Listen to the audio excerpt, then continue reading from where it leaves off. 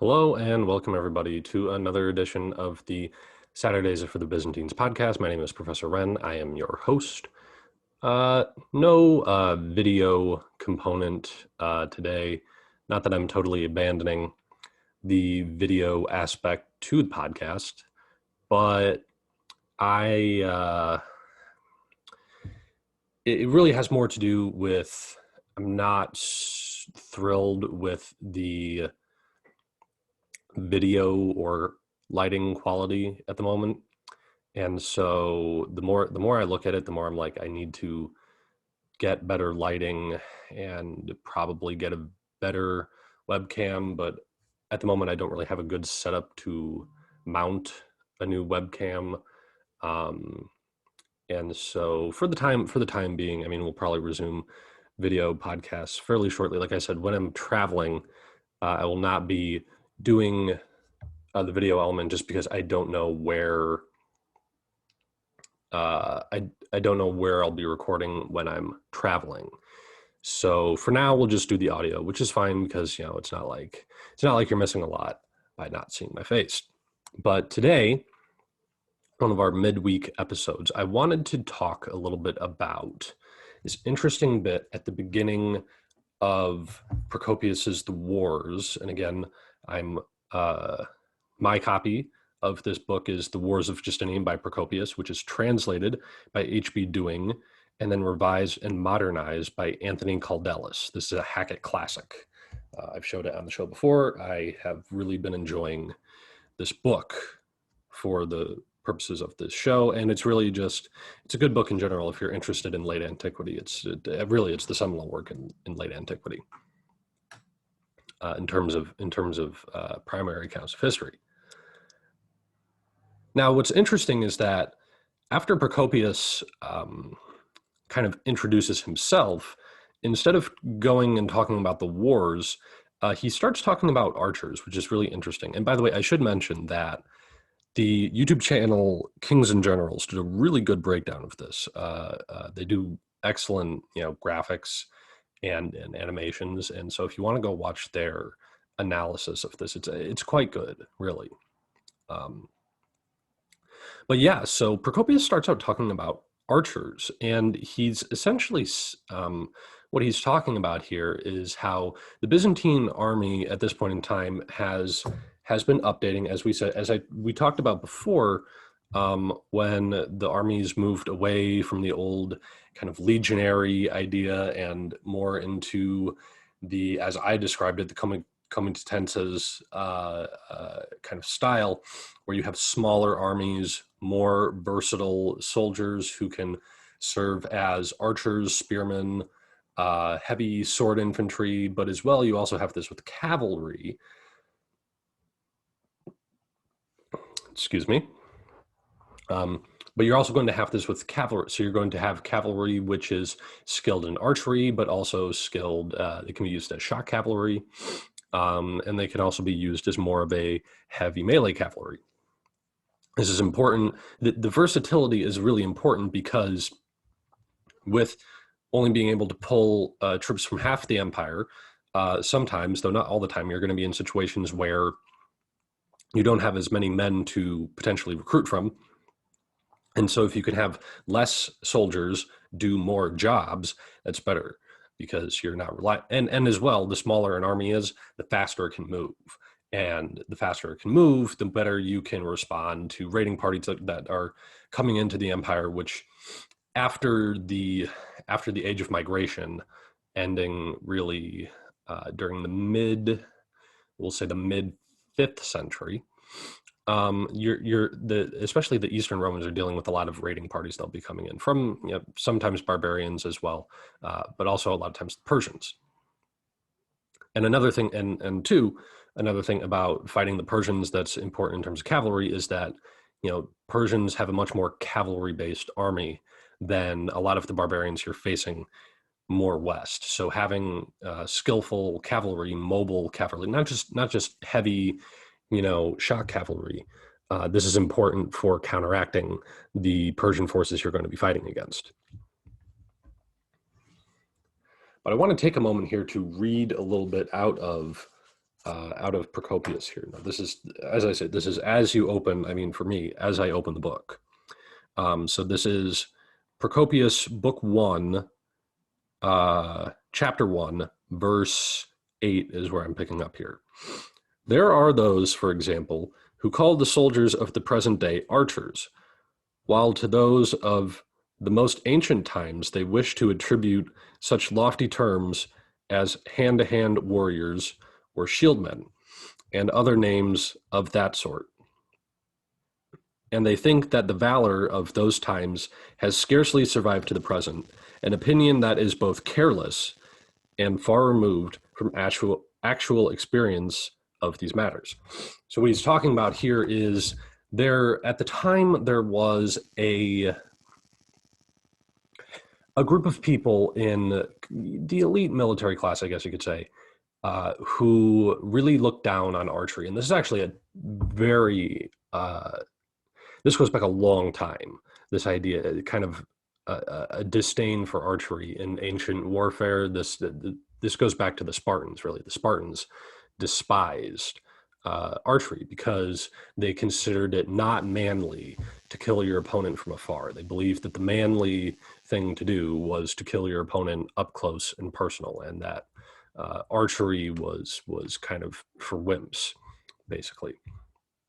And what Procopius is saying is that there are still elements in the Byzantine military at the time that he's writing who still believe this, who still believe that, you know, archery is not the way to go. It's for wimps. It's not good. And Procopius is really pushing back on this. He's basically saying, like, get with the times, bro. And he talks about how in the past, archers would sometimes, he says, I'll read for you here. This is still book 1, chapter 1. This is in verse 9. They entered battle on foot and were compelled to conceal themselves, either slinging out the shield of a comrade or seeking safety behind a tombstone on a burial mound, from which position they could either save themselves in case of a rout, neither save themselves in case of a rout, nor fall upon an enemy who was in flight. So he's what he's pointing out here is that oftentimes in the past, archers on the battlefield would have to hide behind shielded infantry or find natural cover like trees, bushes, tombstones, rocky outcrops, whatever. But what he's going to go on to say is that the archers that the Byzantines are using today are rather different from the ancient these ancient examples of where archers are hiding on the battlefield. He says, this is chapter 1, verse 12. He says, but archers of the present go into battle fully armored and fitted out with greaves that extend up to the knee. And a greave is, imagine this like a shin guard. Like if you played soccer when you were a kid, you probably wore a shin guard that went all the way up your ankle and almost all the way up to your knee. That's the same thing as a greave. From the right side hang their arrows, from the other a sword. There are some who have a spear also attached to them. At their shoulders, a sort of small shield without a grip, so as to cover the face and neck. They are excellent horsemen and are able, without difficulty, to shoot their bows to either side while riding at full speed, and to shoot an opponent whether in pursuit or in flight. So a number of things to right. So these horse archers, which he's talking about, first of all, the different immediate difference from the older examples is that these archers are mounted on horse. The ones he's referring to before were on foot, which also, by the way, it should be noted that coming into battle on a horse automatically indicates a sort of an elevation of status, right? Especially this will become way more true in the Middle Ages than perhaps it might have been in ancient times. But in the Middle Ages, if you were a person of note, nobility, of status, you did not come to battle on foot. Okay, I think maybe these days, some of us who played Medieval 2 Total War, while it was one of my favorite games ever, the idea of the dismounted feudal knight or the dismounted chivalric knight, this did not exist. Okay, if you were a knight, um, and you were of the noble class, you did not fight on foot. That was for peasants. That was for people who were not in the nobility. Maybe you can make a debate. There was a class of people called non-noble knights. Maybe some of them fought on foot.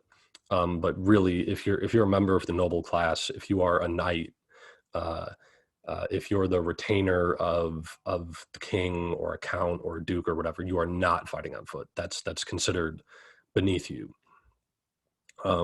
So you do kind of get that idea of that these horse archers that the Byzantines are using are the fact, merely the fact that they're riding on a horse is elevating their status a little bit. But Procopius also tells us that they're fully armored. They have greaves. They're wearing armor, probably a shirt of chainmail. In the Kings and Generals video, they said probably not a helmet because that would impede their accuracy in their archery, which makes sense. But they do have this shield they're talking about, which they basically mount, it seems, on their shoulder, which protects their head and their neck. So they do have some head protection. They also carry a sword, and some of them even carry a shield. And this is what I'm talking about when I say that they are very versatile, right? So they're a horse archer. Procopius says that they can fire in any direction to either side, or whether pursuing or in flight. So that means they can these soldiers can shoot as the horse rides forwards, or sorry, can shoot forwards as the horse is running, or they can fire behind them as the horse is running. So they've mastered the Parthian shot.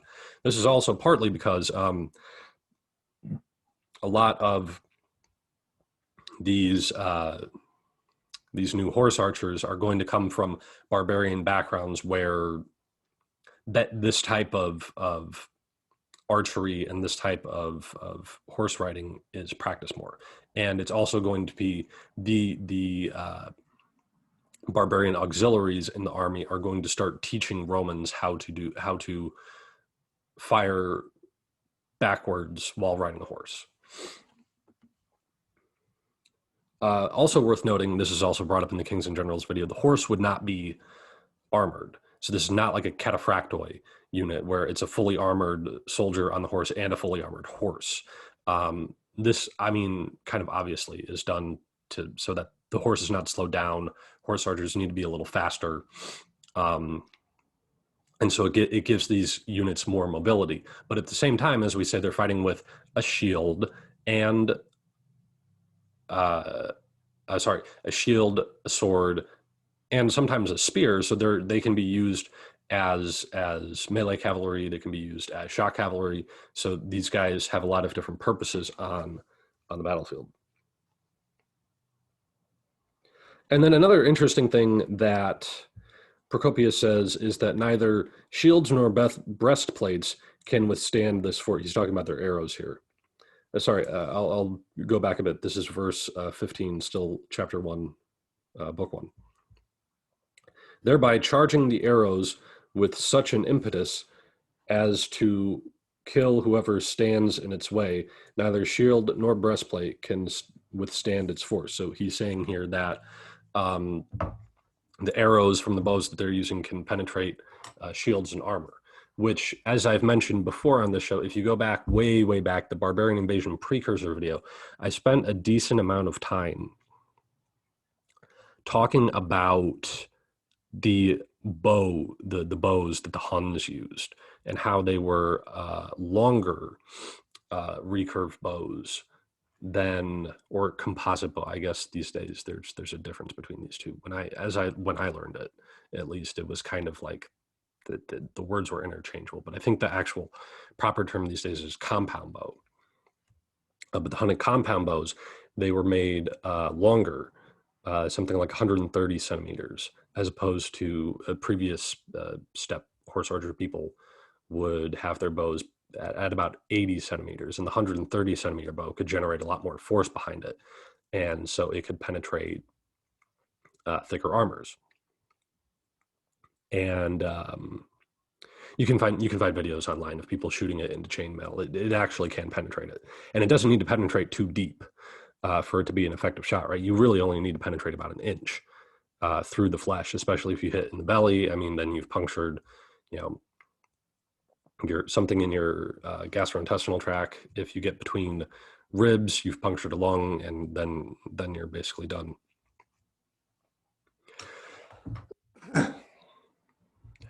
Another thing I want to note here in terms of the pragmatic use of these horse archers is that for the Byzantines, as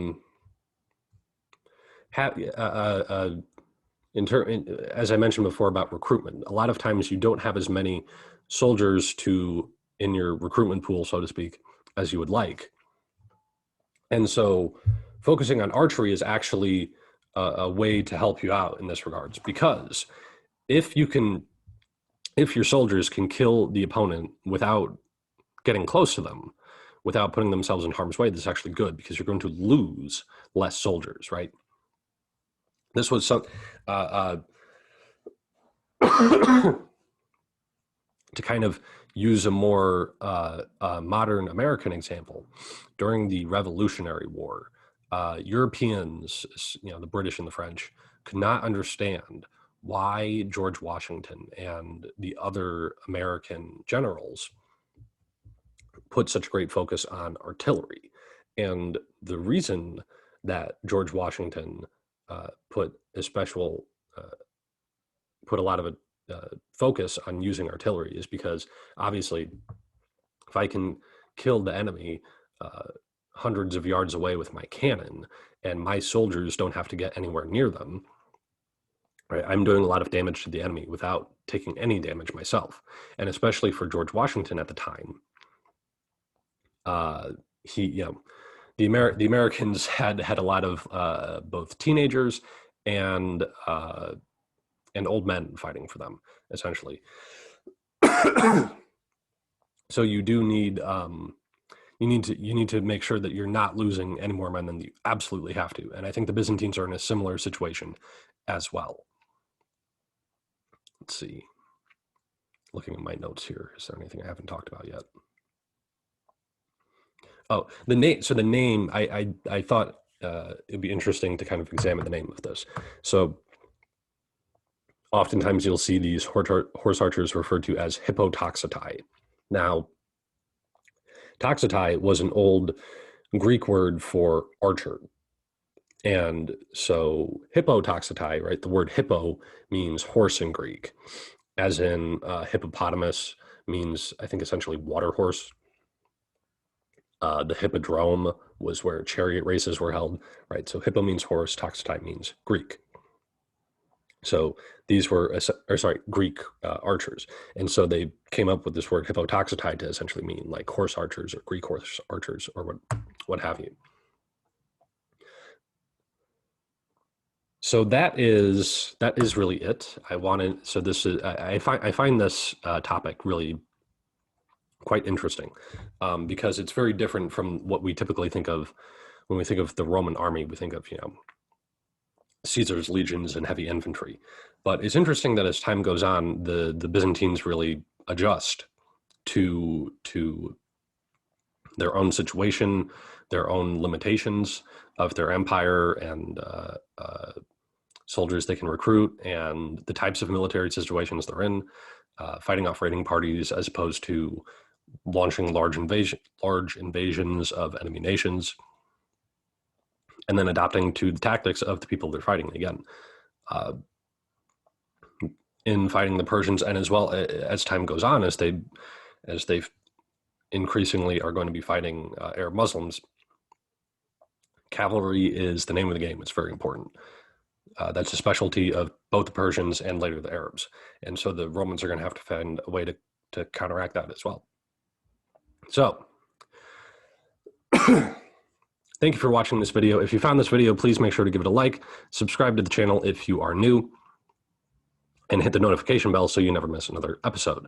If you have found this on Apple Podcasts or Google Play, please make sure to give us a follow. And especially if you're listening on Apple, please give us a 5-star review. You can also find us on Instagram and Facebook at Professor Wren, where I post updates to the show. And yeah, that's about it. That's about all I have for you today.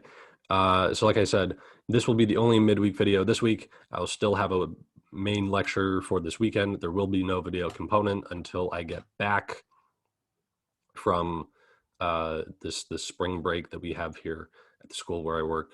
So that's all for now, and I'll see y'all next time.